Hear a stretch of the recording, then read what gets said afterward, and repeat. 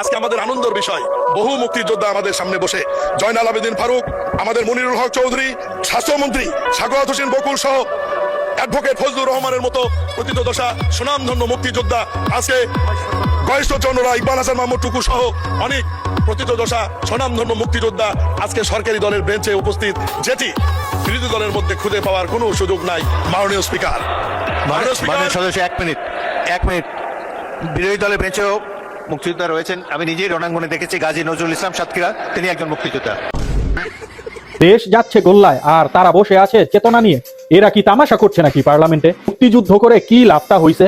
দেশের জন্য তো কোনো লাভই হয় নাই। এখনো তো তারা দালালি করে যাচ্ছে। অতিরিক্ত তেল মারতে মারতে এখন সংসদ হয়ে গেছে তেলের আড়ত। এই জন্যই তো বাংলাদেশের পাম্পে কোনো তেল পাওয়া যায় না, সব তেল এই সংসদে চলতেছে। হ্যাঁ রে, এই মুক্তিযুদ্ধের কার্ড যে আর কত জমানা খেলবো আল্লাহ মাহবুদ জানে। আমার মনে হয় আমার মৃত্যু পর্যন্ত দেখা যেতে পারুম না এই বাংলাদেশের একটা সুষ্ঠুভাবে ভালোভাবে কিছু হয়ে গেছে। একটা আক্ষেপ রয়ে যাবো।